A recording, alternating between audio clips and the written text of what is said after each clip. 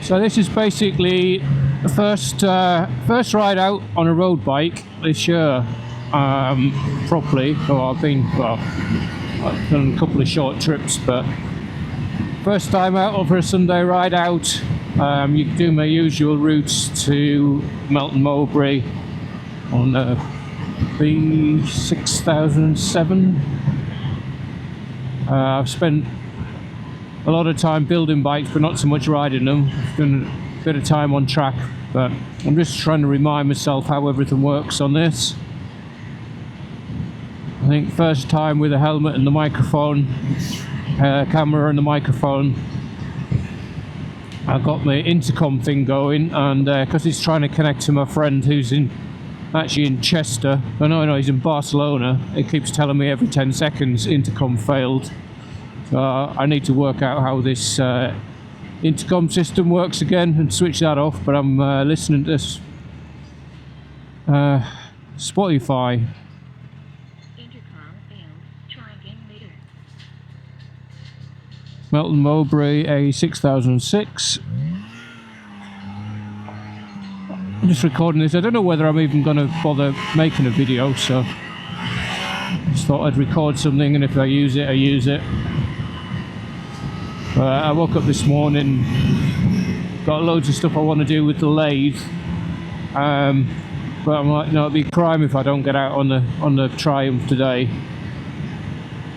So everybody's out. Yeah, first proper weekend. What is it? Middle of April. I'm definitely a fair weather biker now.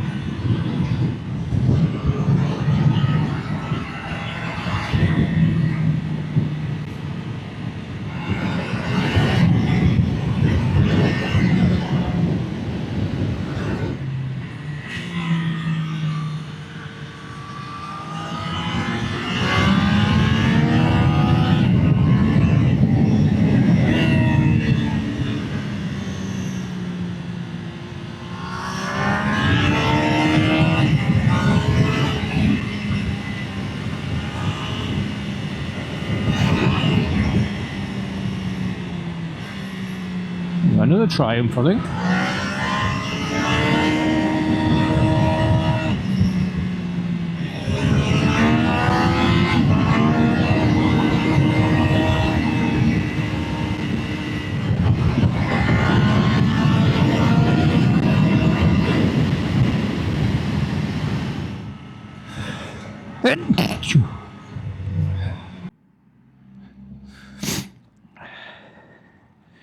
Well, I've just pulled over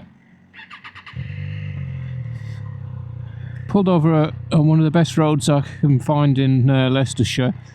What is it? A B679? No. Anyway, it's the road between Melton Mowbray. Sorry, I keep sniffing. It's hay fever. Road between Melton Mowbray and Buckminster. Oh, this is usually as far as I go. Oh yeah, B676. And it's got average speed cameras on it, and they've been putting this roundabout in and stuff for the last couple of years, so 30 limit here, but yeah, it's had the average speed cameras in for ages, but I tend to just pull past the camera and then stop for a bit. I've just been resetting the date, because every time the battery goes flat on this, or you unplug the battery, you've got to reset the date, and it was doing my head in. But I think it's probably quite difficult to average more than 50, because there's a lot of bends on it, but it's a beautiful road. So I usually stop so that my average is well below 50.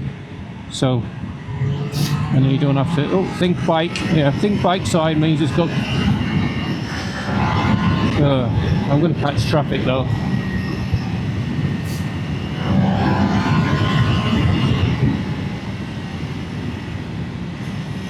I'm having to think really hard about gearing, because this is set up in road shift, and obviously most of the time I'm using race shift on track, and I'm not sure whether I can switch the Triumph quick shifter thing to road shift and back without going to taking it to a dealer. So I just have to get my head around road shift and race shift. But it does mean when I get back on the track and I've been riding on the road, I'll probably forget and go the wrong way on that one as well.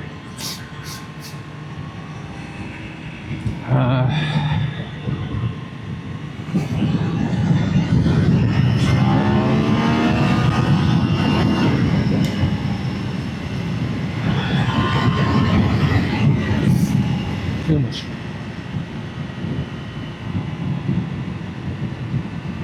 And then here's the next average speed camera, which I will be well under 50 miles an hour average.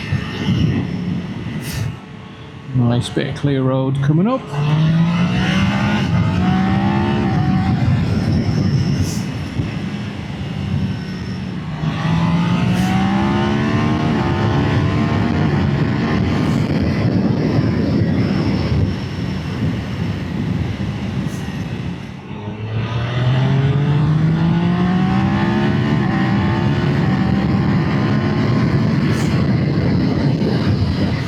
Yes, shortly we'll be arriving into the village of Buckminster,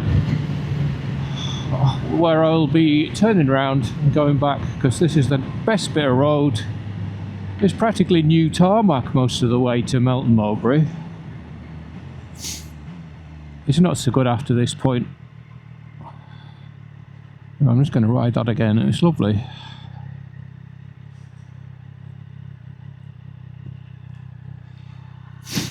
Let's get in front of this van. Oh.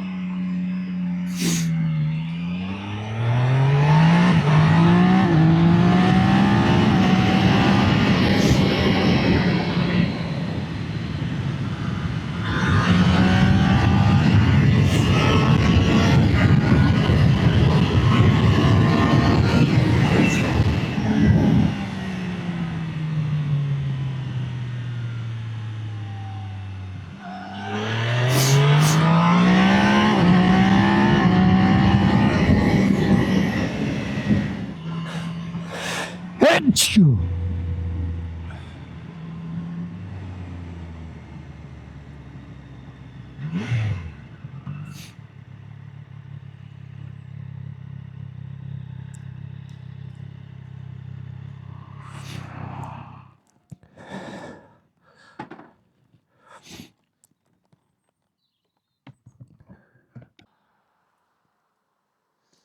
Okay, so I've just stopped just to blow my nose just after the average speed camera sign. Just pulled into this side here, self-storage area. So what do I think of this Triumph Daytona 660? I've owned it just over a year now. I've done 2,500 miles. Yes, I know, I'm not much of a road rider. I got it really, I wanted to do the 3 peaks with my friend Ben, which I did. I think we did about 1,500 miles doing that. I'm loving it, generally. The shift assist is brilliant, I love it. It would be nice if I could work out if I could swap it to race shift and vice versa, but I can deal with it on the road.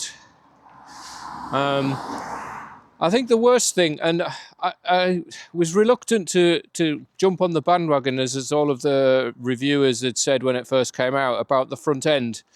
A lot of people have said the front end is vague, and I didn't think I'm a good enough rider to be able to give a view like that, but having been riding my track bikes, my 125 very recently, and comparing how it feels into the turns, I just don't, I'm doing, I'm not going to lose the front on the road. The speeds that I'm doing and the amount of pressure and push what we're pushing at the corners with, but it just doesn't give us any feedback, and I don't know whether it's the position of the handlebars. I'm used to having a clip-ons right on the forks and feeling a direct interaction with the tyre on the road, but a lot of the reviewers had said that this front end was vague. Somebody, I think, Al Fagan from 44 Teeth said, if you change the tyre, he said these tyres that they come with as standard are never as good as the genuine ones. They say, yeah, no, they are Michelin, but apparently they're not Michelin.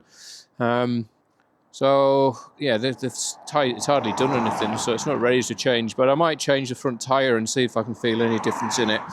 As for travel, well, they're relatively soft, but I've got this cable tie to measure the suspension travel, and I'm using most of the travel. I'm not running out of travel. So, yeah, it could be firmer, but on the road, I think that's fine.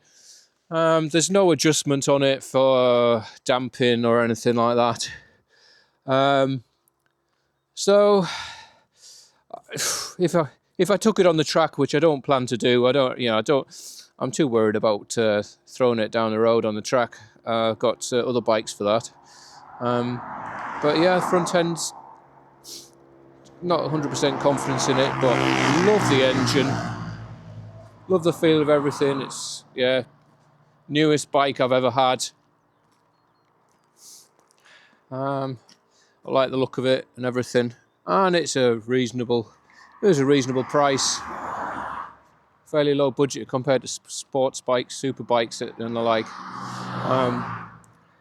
But yeah, I'm keeping it. Mega shit out. Okay, so I've blown my nose now. I'm going to go back on the road. Better do it with my helmet, but using this Action 4, what you call it, DJI Action 4 camera with my the DJI Bluetooth mic, and I've moved from GoPro to DJI. Just the battery life on GoPros are terrible, and they had this one. I think it gives it over an hour, but I just wondered, I've not tried it before, if I could just run a USB lead.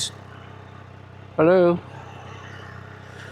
a USB lead straight from the bike that I've fitted here into the camera while I'm riding, and if you could do that, your battery should never run out, really.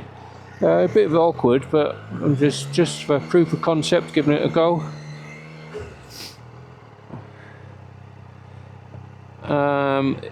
It does mean, of course, that if you've got the flaps open to plug it in, it's not waterproof. But have issues with charging your iPhone and using your iPhone as well in the wet, as I found out last year when I was doing the Three Peaks with Ben. And basically, you just need to put your iPhone away if it's wet.